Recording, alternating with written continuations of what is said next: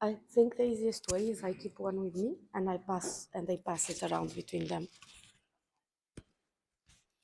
Let's see.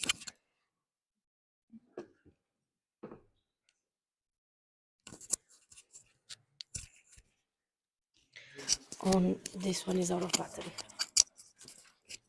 I don't know how to sort, honestly. It's okay, we can pass this one around between the three of us. It's not the end of the world.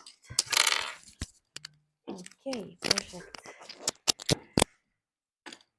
Okay, everyone, so now you can wrap up your reading and be ready. You will need to stand up and welcome them again, as always, okay? That part doesn't change, and I just realized I'm not holding this close to my face enough. So before I explain what's happening next, I just want to reinforce for you the importance of really taking care of each and every single stage of the process, not only the ones that are happening here today, but also this space that you just had right now to revise the things that I'm sure all of you also read before you came here regarding the outputs of the external assessments and the questionnaires that you have the chance to read before as well. Why? Because each stage matters. And when we're talking in specific about the external assessments, these are conducted by people that are very experienced in the specific areas that they are assessing the candidates in, whether that be experience in AIESEC or for some of them, like your BOA member, also experience outside of AIESEC. So it also allows to be a great complement to the vision you are creating about all of the candidates here today through understanding what are their strengths and weaknesses across different areas and how can that leverage in the type of AIESEC in Germany that you want to see and who can serve that role as well. So now moving forward, can you click for me, please? We are going to enter the surprise phase, okay? It's not going to be a huge surprise. I will explain in a second when the candidates get in, so I will explain to everyone at the same time. But before that, I just want to explain to you what is a surprise phase. Why is there something called surprise phase in the agenda? Well, it's not going to be anything too much out of the ordinary for an election.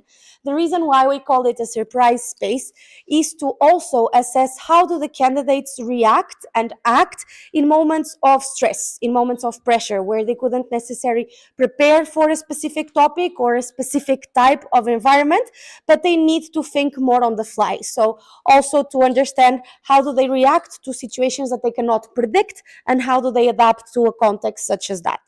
Understood? Perfect. So now you can get up. I guess we can get up directly.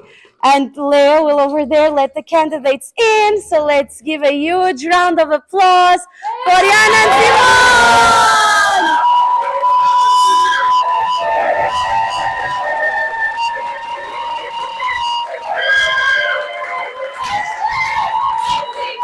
MCP! MCP! MCP! MCP! MCP! MCP! MCP! Welcome, our dear candidates. I will now begin to explain what is the surprise space that you've been waiting for and maybe curious about. Also for you, I didn't explain to our delegates yet either. So what we will be doing in the surprise space is none other than a panel. I think you could understand by the fact that there were 3 chairs here in the front. It kind of took away a little bit of the surprise. But what's the objective of this space? It's going to be to understand how do you see and understand the relevance of the external world towards AIESEC and AIESEC towards the external world as well? So to understand how is the context of the world and of Germany in particular shaping AIESEC in Germany, and how does AIESEC in Germany plan to shape the context of Germany under your leadership and your vision? So just some logistical instructions. First of all, there is 1 microphone at the moment, so we will pass it around when we need to answer, so just don't forget to give it back either to me or to the next candidate answering. We have a 45 minutes total for this space. The space will be conducted by me, and the questions are also pre-aligned, so I will be asking you the questions here. Each one of you will have 2 minutes to answer, so the question is the same for both, and you will have 2 minutes, and we will alternate the order of answering. So how this will go, when I ask the first question, first one to reply will be Simon, and then it will be Jana. For second question, Jana, then Simon, and so on and so forth. And we keep exchanging like that. I do want to remind, just for you and also for all of our dear LCPs here, that this space is meant to be about AIESEC, yes, but not to go too much into the internal functioning of AIESEC, as that was the assessment more than in the cluster rounds. This is more towards an external perspective towards AIESEC as an organization and its foundations. Clear for everyone? No questions? Perfect. Then I would say we are ready to start. The questions will always be written there, so if in any moment you forget, just look at the back and they will be there again for you. Good. So do we have the timers ready? We need, the 2 minutes is the most important, the 45, the questions are already timed to fit 45 minutes. It's just for us to be aware. Perfect. So we're going in with the first question, and the question is, how do you believe AIESEC differentiates itself from other youth leadership or cultural exchange organizations in Germany? So what is the unique selling points of AIESEC? And the timer will start, and Simon, you can go ahead. Yes, thank you very much for the question. I believe for sure the unique aspects of what AIESEC provides is on the one side that we provide exchange experiences where we also develop leadership through it. I think this is something very unique, especially also in the German context. Secondly, I think which also differentiates us, for example, from initiatives such as Erasmus, is that it's from youth to youth. To actually people take care about your experiences, which have probably a similar background as you, or have a similar understanding on how you feel and what challenges you might face, being it abroad, for example, for the first time, or facing other challenges which might occur. For me, the third part is something also very unique, is AIESEC is also capable of being able to integrate yourself also in the AIESEC world when you engage with the products. So meaning even if you go on an exchange, you also have the possibility to become a member and even continue your experience there, or vice versa as well, which I believe initiatives such as Erasmus are usually not providing, because usually it's a one-way street where you have the experience and in the end you finish them also. Should I just give it over? Yes, you can for this one. You Yes, thank you. I agree with all of the points that were mentioned before. I think what makes us unique is AIESEC, as well as also our AIESEC way, our whole AIESEC way, because they're like, yes, we are delivering exchange and leadership at the same time, but I think the why we exist and that we actually want to contribute to peace and fulfillment of humankind's potential, this is also something that makes us very, very unique. Yes. Apart from that, I agree very much with what Simon said, that we are also very much youth to youth, and that we, yeah, enable those exchanges just like with the entities abroad, like collaborating with a network that is already existing. And I think also the overall big network that there is existing in AIESEC, like with a lot of LCs, a lot of entities all over the world. This is also making us pretty unique as AIESEC. And apart from that, we have quite some different products. So on the one hand, we are delivering those exchanges, but we are also working with companies for other products that we're having, for example, having Y2Bs that really connecting youth with companies. I think this is also having those different kinds why we exist. This is also making us unique in a way. Perfect. Thank you both. So you've mentioned here different types of uniqueness that AIESEC has. We have the uniqueness of our leadership development model. We have the weakness of our essence, whether we capitalize it more or less. I'm just making sure the mic is on.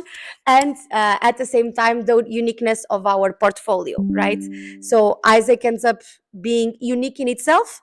The question sometimes that erupts is how do we capitalize on that uniqueness when we promote our value proposition, and how are we adapting it to the youth around us? So right now, I want to follow up a little bit on that question, and let's dig a little bit deeper, and we'll start with Diana and then Simon.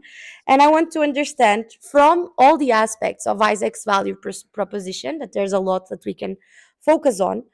What do you think are currently the most compelling ones to young people? And where do you think AIESEC still falls short on its value proposition?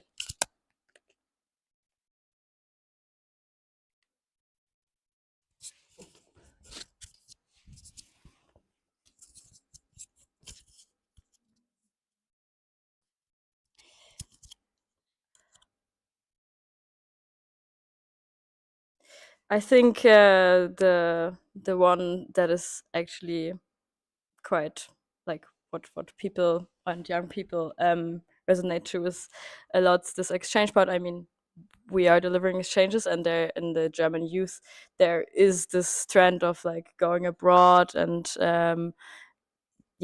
like basically experiences other cultures and so on. So I think in our value proposition, this is something that people already like doing and so on. And I think where we fall short a bit is to make like understand and also deliver this leadership part and the leadership development also within our exchanges. I mean, we do exchanges also to develop leaders, but we are not really showing it to the outside world, and we are not really in that sense also not really doing it sometimes if we don't deliver our promises.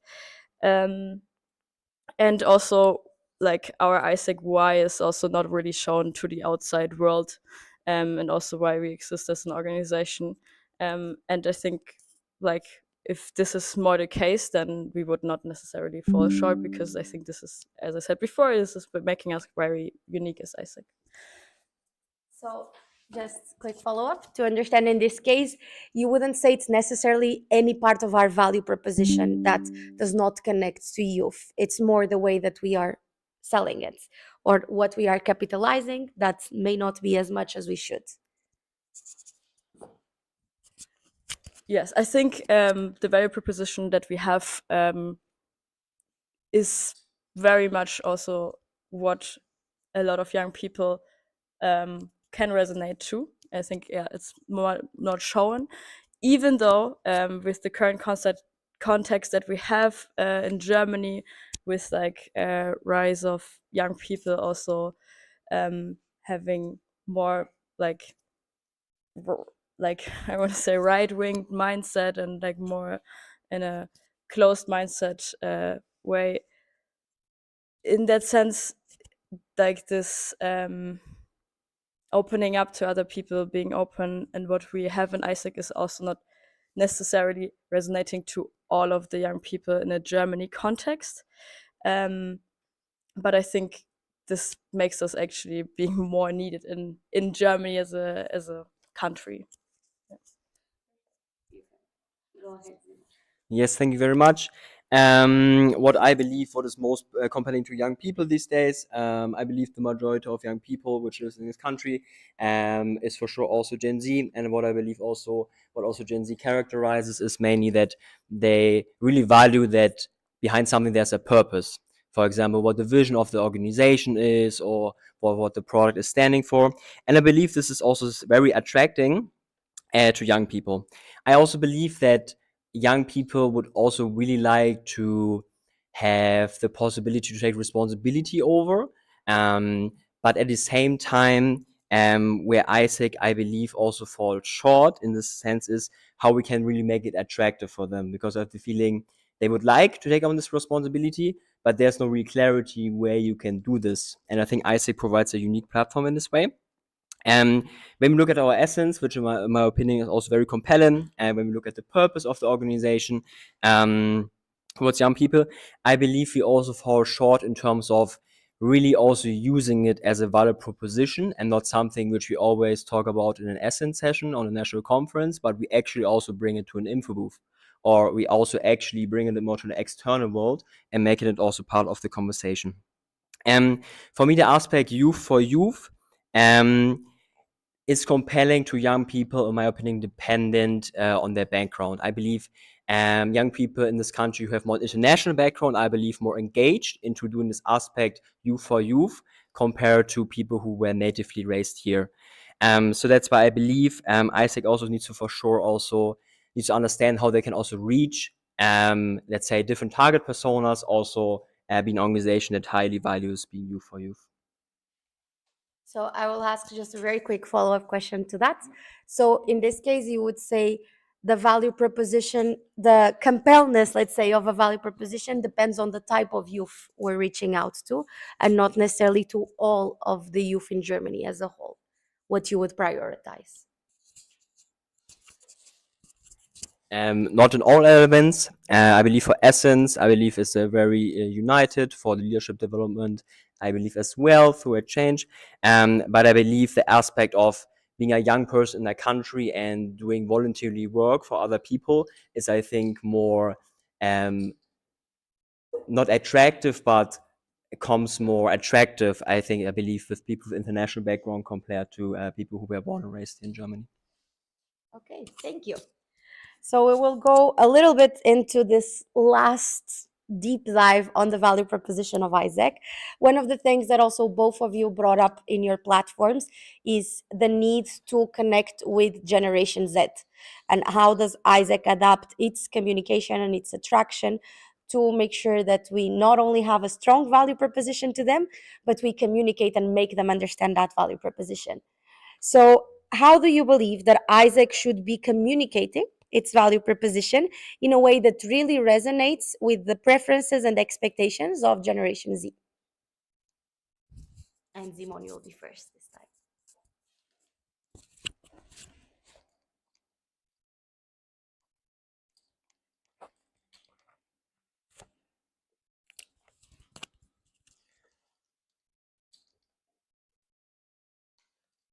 I believe before having clarity, what does Gen Z actually value based also what was done, for example, in research.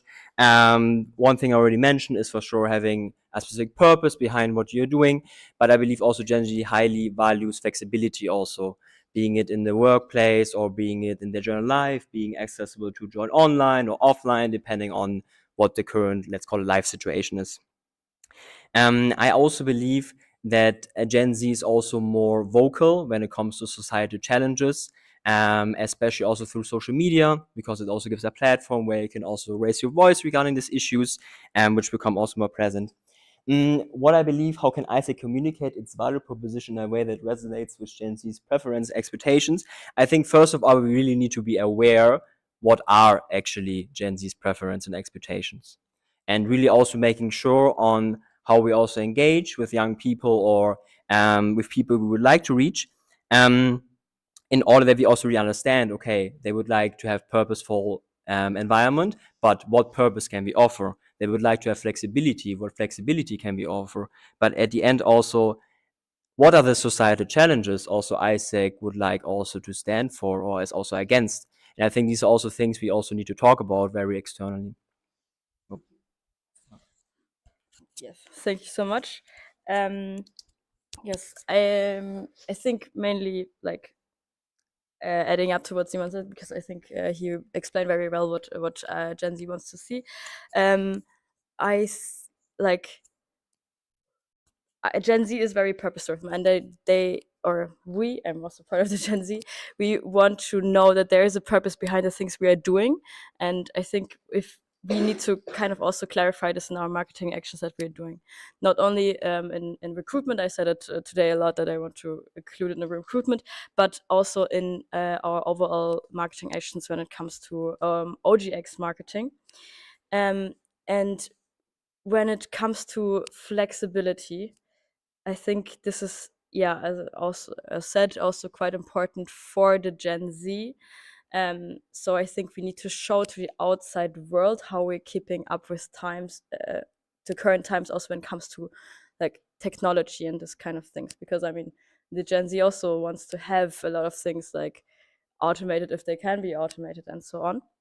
So there we kind of also need to show that we keep up with times, but also, for example, with the current trends.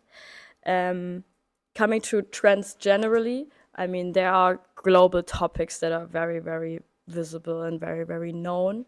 And I think partly there we also need to show where we are standing as an AIESEC, that we stand for peace, for example, in order to show them why we exist, and also adding up to showing them our purpose as an AIESEC. Perfect. Thank you both so much. We will change a little bit on the theme, not so much only on the value proposition that we are offering to youth, but also how are we developing this value proposition through our stakeholders right now.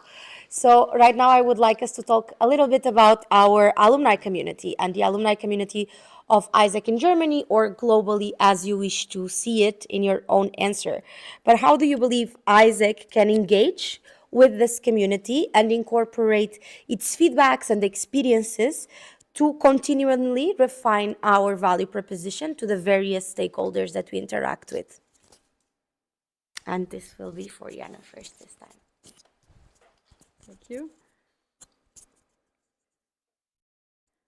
I think, first of all, we need to start to generally be more in contact with them. I mean, there is AIESEC Alumni Germany. There was also a big gala there, and there was also shown that there is a big AIESEC alumni network, not only for Germany. So I think we need to be in active contact with them, and also asking them actively for help, and also very specifically asking them for example, inputs that we have, because some of them were also very much in AIESEC when there was a time of change. Like, I mean, I think the world is going through a lot of changes in the past 5 years, and I think we can also learn from them how it was in different times and how they managed it. And there I think we should, like, first of all, ask for input, as I said already, but also trying to use this input actively to come up with next steps and implementing and adapting their inputs to our current times that we are having. Yes, so apart from that, just not only on national level, just talking to the alumni, but also really seeing how we can use the alumni from local level, because they also had times in AIESEC when they were on local level, and also in changing in times of change, so we can also use their inputs, especially also on local level. Yes, thank you very much. I firmly believe AIESEC should also be kind of a representation of what the societal context is, and I believe also the current generation of AIESECers is responsible also to define the value proposition of the current context. And there I would also kind of set the line in terms of how much we engage alumni, because in my opinion, alumni should not be the main force to create this value proposition, but in my opinion, there are more an external perspective-giving instance, which on the one side can give us access to specific networks, such as consulting, or if they are engaged in marketing firms, where they can give us feedback on our value proposition or kind of give us clear steps in order to make it happen. And secondly, I think something which we can be also aware, most alumni also have children, so you can also ask them also to also get an understanding about being also raised in a household which was more AIESEC shaped, let's call it like this, and also having understanding, okay, what is actually currently really valued in terms of when we look as an AIESEC as a product, because usually it would be a topic if an alumni was an AIESEC for a few years. And I think that could always give an important feedback mechanism externally. Thank you so much to both. So now going on to another set of stakeholders, we've talked about youth, we've talked about our alumni community, but one of the other stakeholders that we are still yet to talk about is our partners and the entire community that we partner with to leverage on as well. So what do you believe that AIESEC should leverage from our partnerships, current or to be existent, in order to counteract our competition and create more unique opportunities for youth? And this time we'll start with Simon.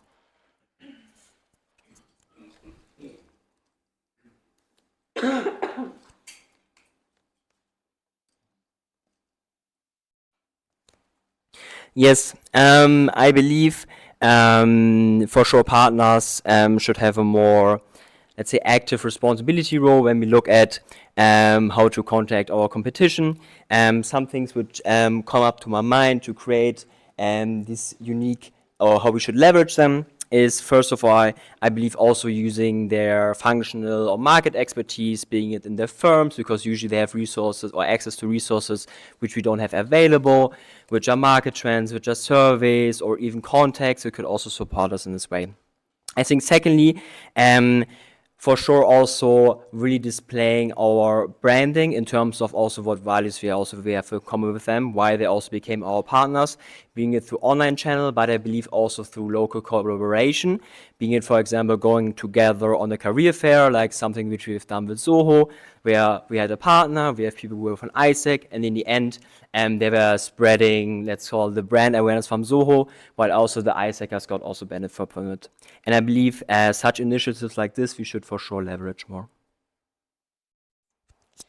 Thank you.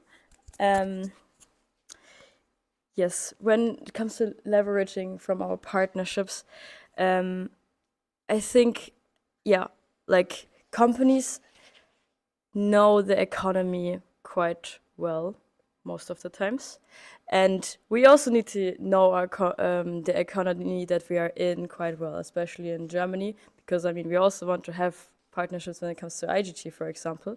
So I think we can leverage on getting their perspective on also what companies want to see in the future, how we can work with more also other companies. Apart from that, we can also ask directly the partners that we are working with if they see a potential other partnerships with other companies that they might be in contact with.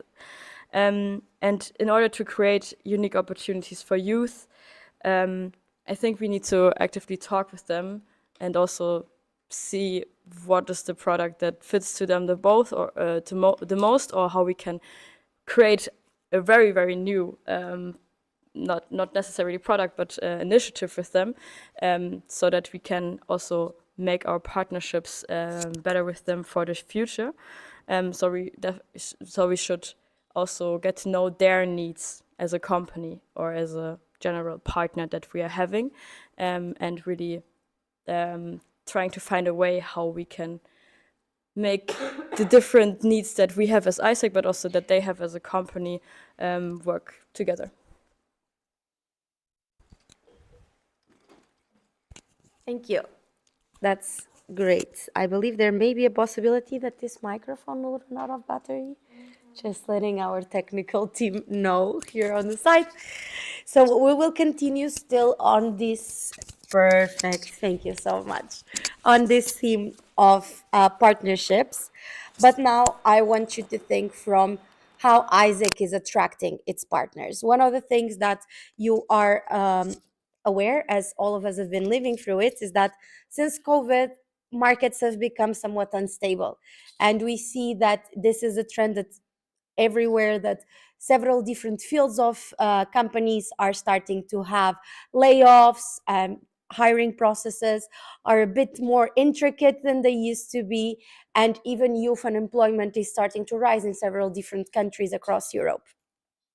At the same time, we see that companies, the main fields of companies, let's say, are shifting a little bit. What are the fields that are more prominent? What are the industries that are a little bit going down in the past 3 to 4 years? So when you consider the economic conditions of Germany at the moment, how do you believe this has influenced AIESEC's ability to attract corporate partnerships or sponsors? And if you do want to include in your answer anything regarding what you believe needs to change from the side of AIESEC to counteract this effect, that's also up to you. And we will start with Jana first.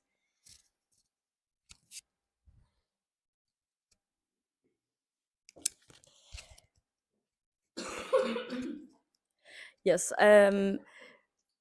If you know our economic current state in not in AIESEC, in Germany as a country, we are currently, since a very long time, not growing in our economy. And this is, I think, influencing the partnerships and companies that we are working with a lot. And this is especially visible when it comes to BD at the moment, because especially bigger companies are looking more into, okay, do we really want to hire new people? And a lot of companies, especially bigger companies, are not really open to hire new people, and even more like looking into, okay, who can be actually currently dismissed from the company. So I think this is making our current, especially partnerships with bigger companies, more difficult.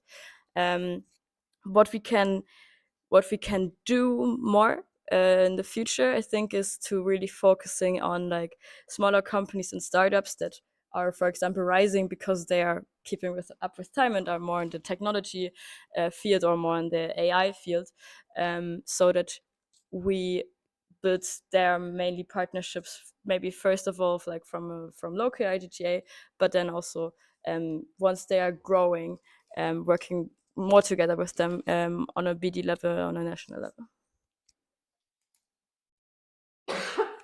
Yes, thank you very much for the question. I believe for sure Germany is stagnating when it comes to its economy, but something important also to mention is that Germany also has a labor shortage, especially in the IT area, which in my opinion I say can be an opportunity to also get these talents also from abroad, because they're also highly needed in Germany, which are comparatively low price compared to other firms.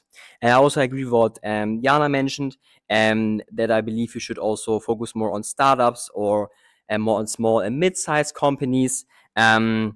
because in the end, something which you need to be aware that major corporations can also draw on major consulting firms because they have the budget for it. And usually smaller mid-sized company don't necessarily have the budget for it, where in my opinion, AIESEC can be also an opportunity to write these talents there.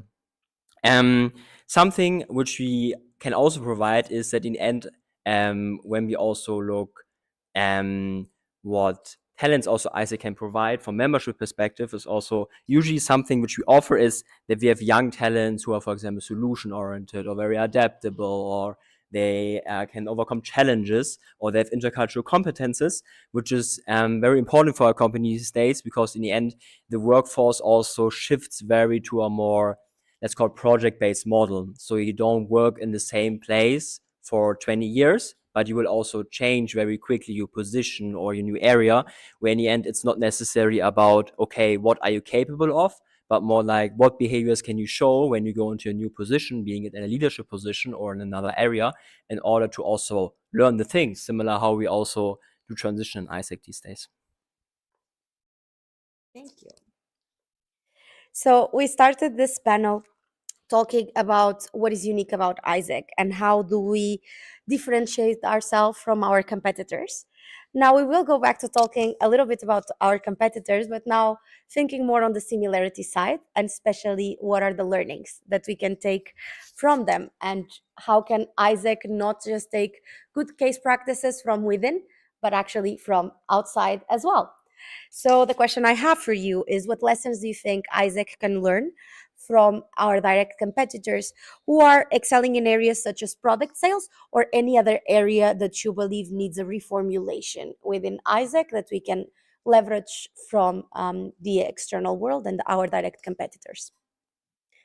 And Simon, you will be the first to answer.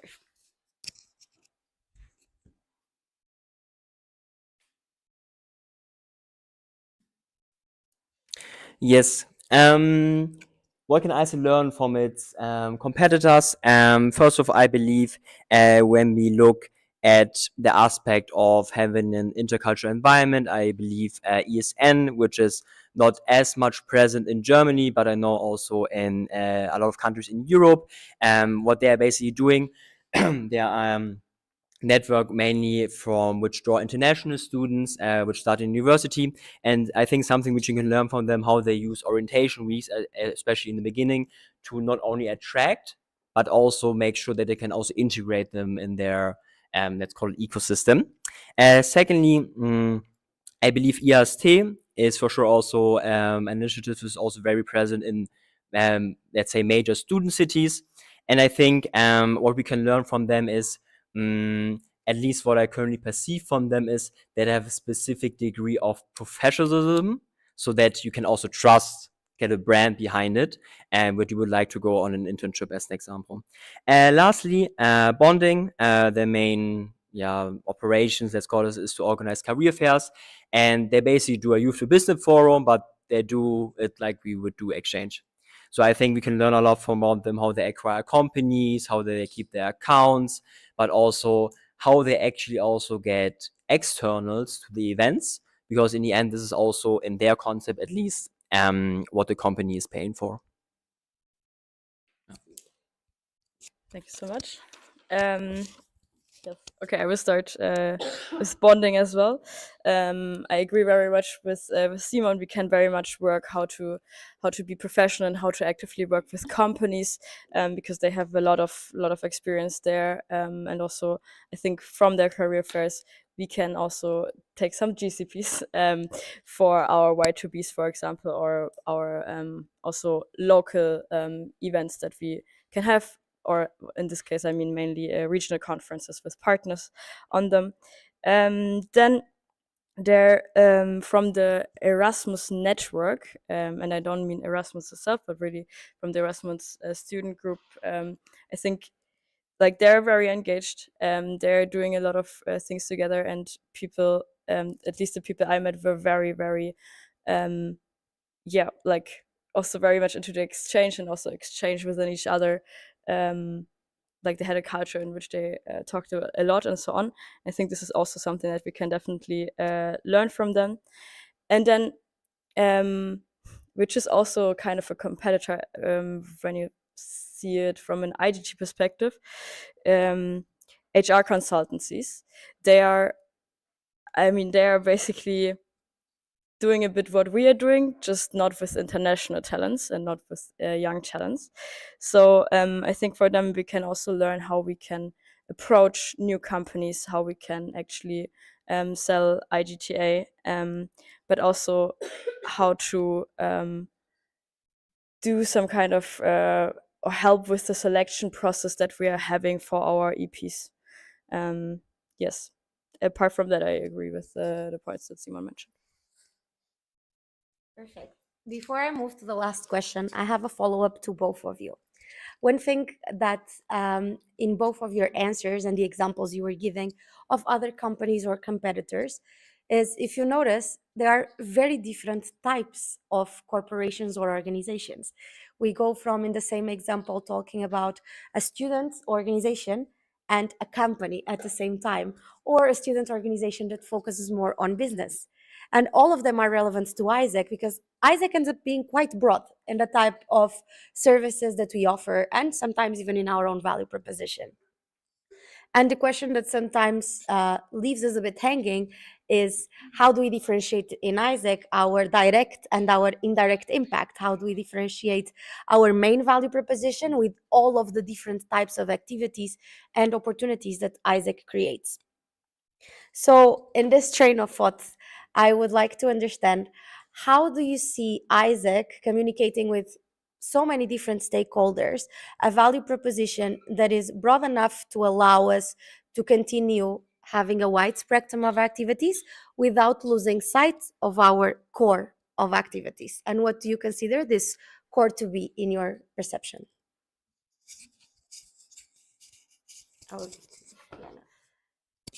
Yes, thank you so much. What I define as our core is exchange in the end. Like, it is that we bring interns and volunteers to Germany, but also that we send students abroad. And how we need to focus, I would say, is that I think the really differentiating about, okay, what is our direct and indirect value proposition is important. And I think everything which has a direct impact on exchange is what we should focus more on, because for me, this is the core of AIESEC. This is the core of what we are doing. Yes, is this answering the question, or it was a very long question? To make it easier to understand. Please. So the core of AIESEC in this case for you, it's exchange. How do you communicate that to partners who are not doing exchange with you? Okay. I want to make our partners also understand why we exist as an AIESEC and what we are doing, and also make them understand our core. And this should also be the reason, or one of the reasons, why they also want to partner with us, even though they might not be directly contributing to exchange with the partnerships they are having, because they are, for example, NFP partners or something like that. Yes, so mainly communicating that this is still our core, but that they can also have advantages from us and from the experiences we have from the exchanges we deliver and from the core of our organization. Yes, I also agree with what Jana said regarding the core of the organization. I think we need to differentiate there, okay, who is actually the people where we directly need to have the value proposition for. And for me, it's the students. For me, in my opinion, the key value proposition which we talked in the beginning about, the essence of AIESEC, that we do leadership through exchange, etc. I think this is, for me, something which always should be relevant for students. For companies, I think we need to be aware that we are part of their stakeholder system, but we are not their world. So meaning we should have their more an indirect value proposition, where we should for sure also stand for what we stand for as an organization that would like to deliver value-driven leaders through exchange, but at the same time being also aware how the engagement with them either can contribute to more exchange or can also support it and make it happen. Because for me, when we look at a partner level, I believe AIESEC should look out more of what are the common values we present with each other. Because in the end, if a company goes here to the Y2B forum, then if I tell them, let's do exchange, what are we doing with them? I think we really need to be aware what are we offering directly to students, but also to companies, and how we can make sure that we match this also in a way so it can be also in both interests for both AIESEC, but also for the partner. Thank you. So now, yes, our last question, continuing here talking about not only our direct competitors, but companies and organizations overall within the market. What do you believe are learnings from them that we can take in a near future? So what are more specific things that we can start implementing very soon that will allow AIESEC to be more prominent in the German market and in the German society?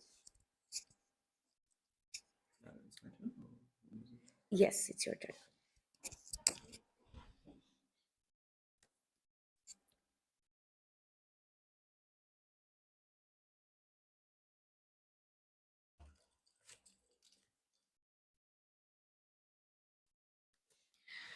Yes. First of all, how I define near future. If I talk about near future, then I don't talk in 1 year and 3 years, like something which can be done within the next 6 months.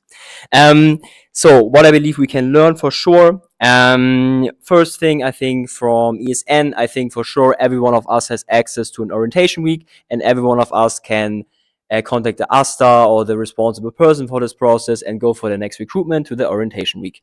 I think this is already something which can be very easily implemented. I believe also reaching out, for example, to HR consulting firms such as Active is also very easily implemented because we have a phone number, we have an email, we can write them, we can have a meeting, and we can get more insight about how, for example, they do, let's call it the matching process in this way. I think thirdly, which is a bit more long-term in the future, I believe what we can explore with bonding is how they also engage with the partners outside of the events to keep them within the ecosystem. So kind of keeping them informed, but also where the next events are happening, because they also have different locations within Germany, which most likely not every company is attracted in a similar way because they might not have the same locations there.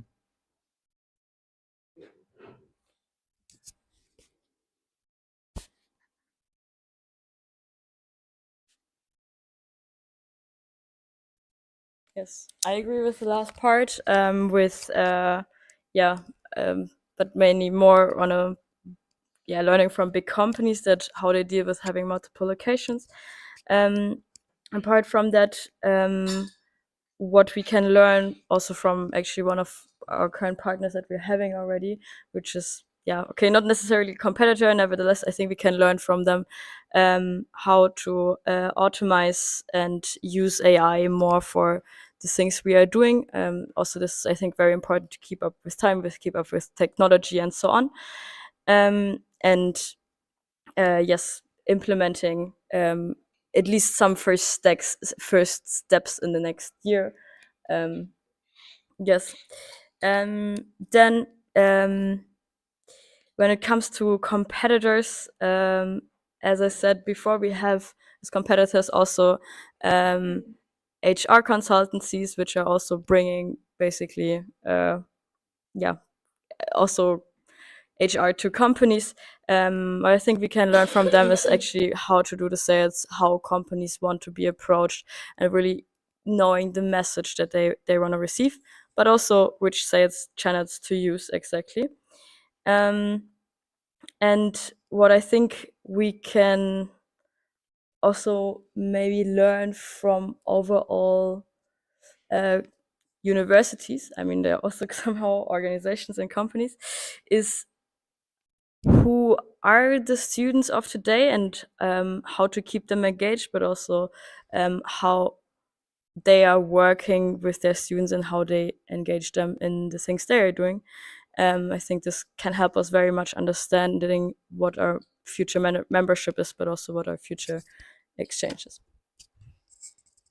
Perfect. So thank you so much to both of you. You survived the secret space. You survived the panel.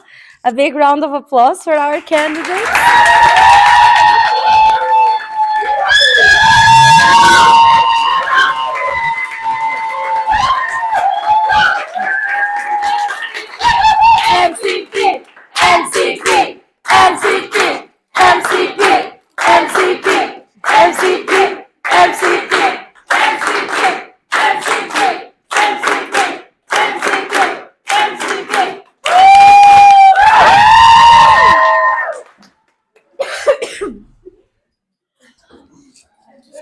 Okay, people. So now we can close the live stream for now.